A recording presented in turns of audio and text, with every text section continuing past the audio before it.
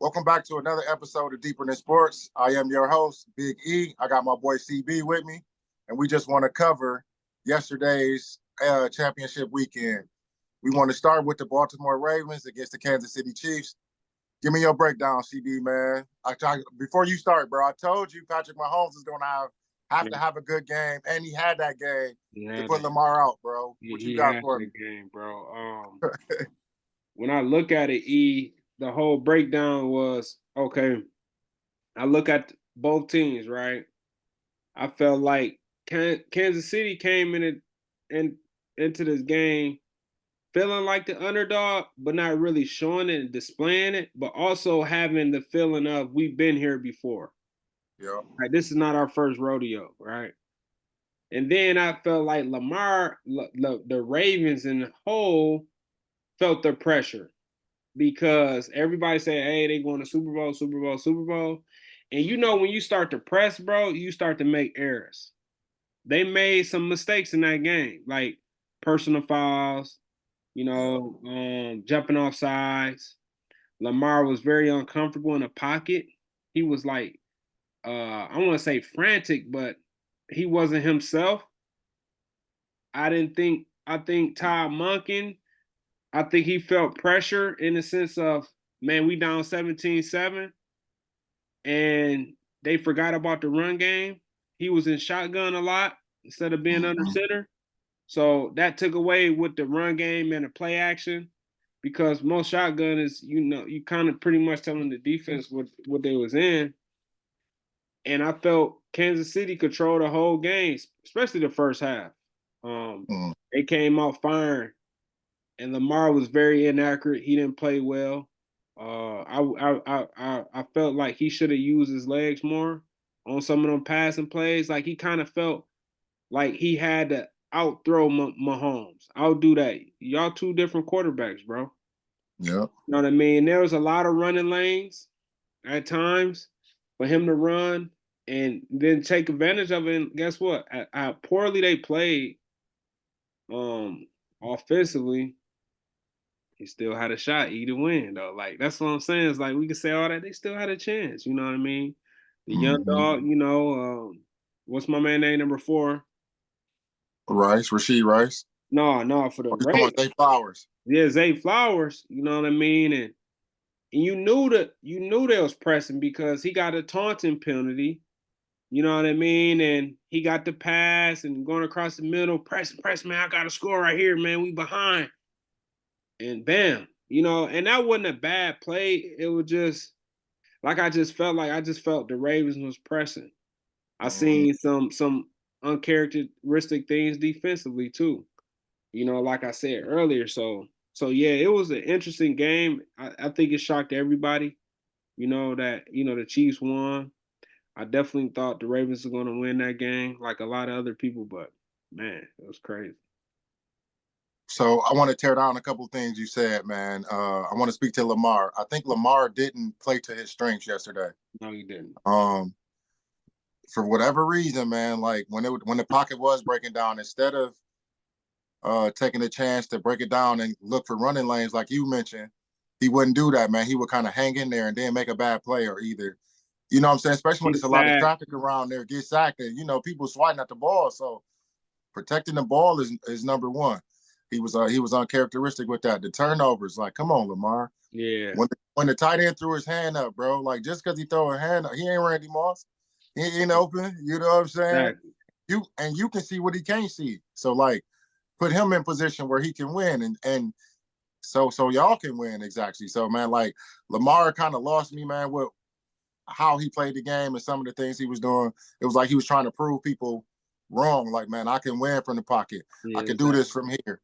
Versus doing what it takes to just win the game, bro. Like, who nobody cares? don't care about how you win the game as long as you win the game. They're gonna crown you a winner. So like, let's do that first. You know what I'm Could saying? have easily rushed for 75 to 100 yards, bro. Help out the offense. Help out the defense because the defense is on the field all game. The whole game.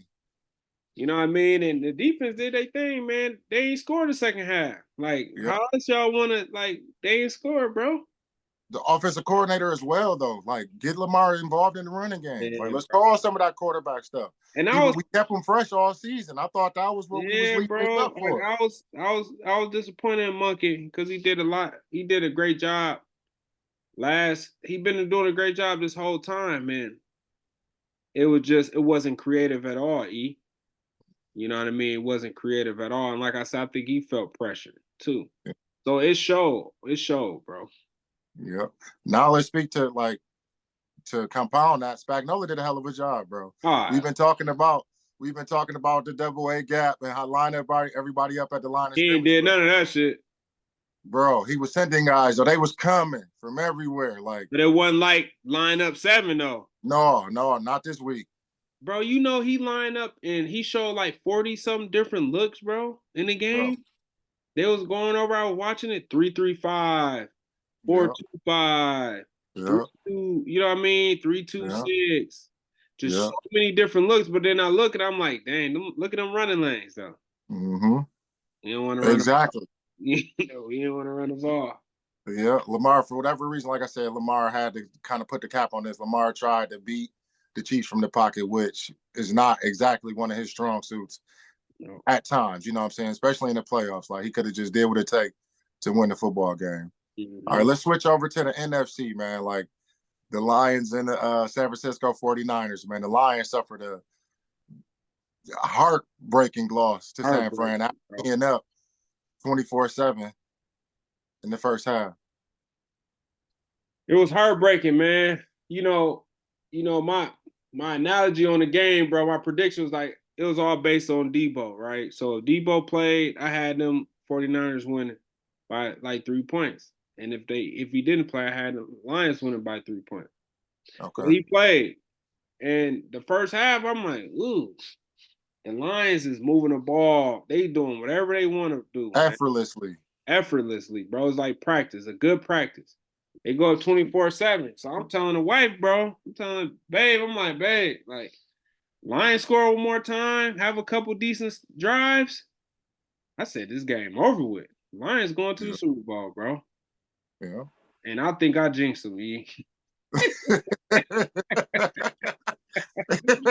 I think I jinxed them, bro. Because I did not expect, real talk, Brock Purdy, I'm giving him his flowers, E. Yeah. Like, I've been on him heavy. Like they said today. Like they said, who was saying that today? My man, Ryan Clark. Ryan Clark was like, move over, Dak Prescott. Yep. Tua. Yep. You know what I mean? All those second tier guys, man. Like he showed his butt, bro. He won them that game, E. He did. Between 40 and 50 yards, E. You know what I mean? Through some 200 stuff. But these are the things that hurt the Lions, and I'm gonna go over these things, bro. All right, second half, Lions got a good punt. They punt the ball, real good punt. Gunner, instead of a gunner being a professional, bro, being unselfish to get there, hit the ball out the end zone so your other gunner could get it and down it at the 2-yard line, 3-yard line, or maybe 5-yard line. Yep. I want to think I can make this play. Yep. Slide my feet, slide in the end zone. Good teams making that play. So that starts that off, E. The safety for the Lions. He got the African name. I can't pronounce right. Number 6. Yeah. He had a sack on Brock Purdy. Yeah. Clean sack. You gonna tackle him high. You could have knocked him out. Brock Purdy break away, throw a pass, completion. First down. Fumble by Gibbs. 2 drop passes to Raymond. I thought the 4th and 2, the first one, I didn't think that was a great ball to Goff, bro. Yeah. But Raymond, he could have still caught it. But I noticed Goff, bro, once he get pressure and he don't got that clean pocket, he don't have the mobility, E, to get his feet set and be able to throw good balls. I know that. And Raymond dropped a easy catch like that. Reynolds, bro. But yeah, bro. Reynolds. So the ball, like, I feel you on that. CB, get your feet set, because that's a real thing. But Reynolds, bro, it hit both your hands. Come on, man, make a catch. Yeah. Come on, man, The make a catch, second bro. one for sure, though. You know what I mean? The second one, Reynolds for sure. But yeah, the first one is like 4th and 2. You know what I mean? And then Just Vildor, for the marbles, you know what I'm saying? Let's put up or shut up time. That's all. yeah.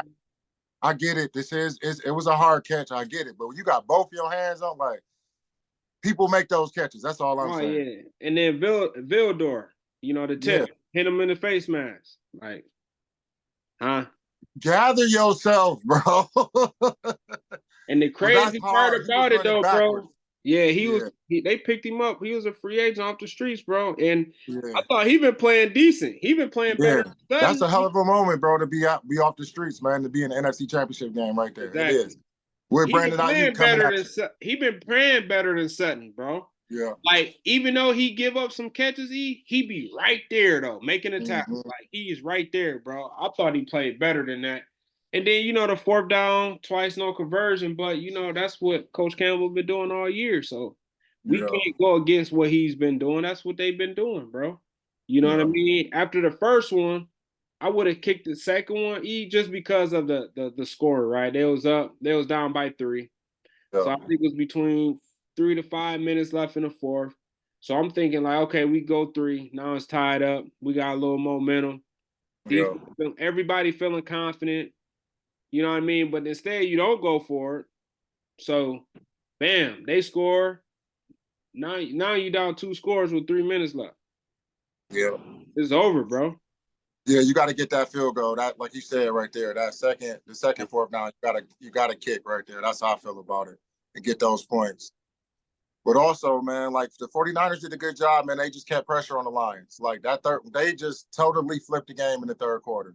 They got everything they wanted, and they snatched the heart from the Lions, where they were malfunctioning on the offense, dropping the ball, fumbling the ball. Jahmyr Gibbs, that fumble really hurt them, because they put the 49ers in scoring position, like, right away. So Debo turned it on in the third quarter. Ayuk turned it on in the third quarter. Brock Purdy just became unstoppable, man. Like, his scrambling, his scrambling and getting first downs and kind of back-breaking plays against the Lions. And Lions weren't prepared for that, No, that was the key, man. That was not prepared. You could tell how they was trying to tackle him. They had no clue that he was going to be running, bro. And Brock was like, I'm finna win it, and I'm finna win it in a way that I feel comfortable winning this game.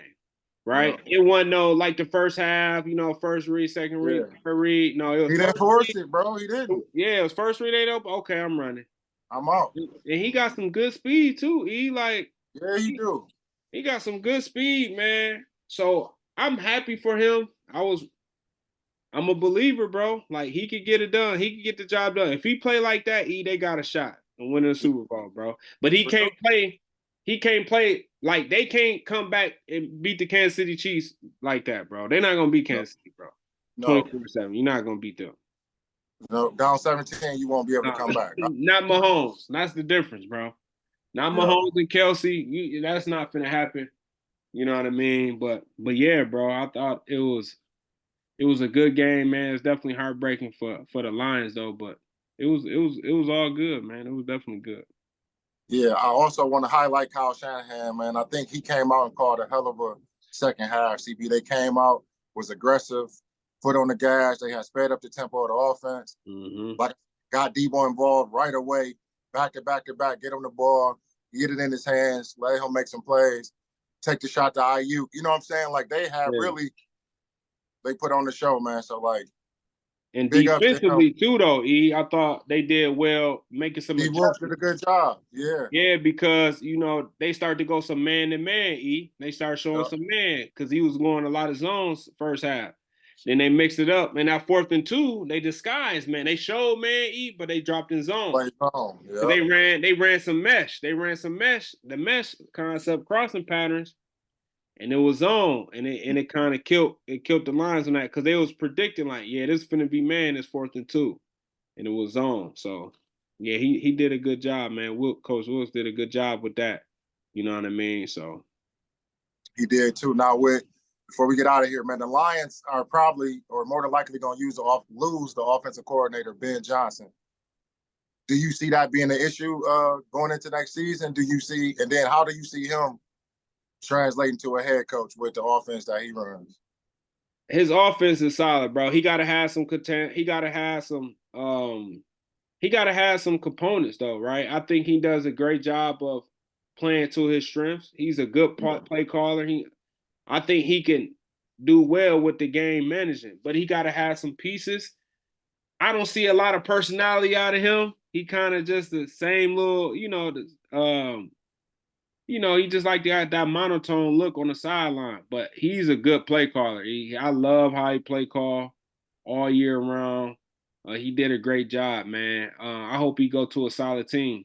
So my thing with the Lions is they got to get it right, bro, because you can't do what Philly did this year, with the play calling. You see what I'm saying?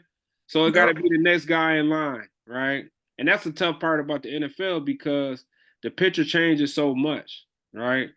So is the running back coach ready to make the play calls? Is the receiver coach, the O-line coach ready? So that's going to be important. And let's not hope they lose both. Like it's going to be Philly. Like, you know what I mean? Like, Right. but I think Johnson, I think he got a real good shot, bro. Yeah, I think so too, man. I think him with the Washington Commanders is a real thing.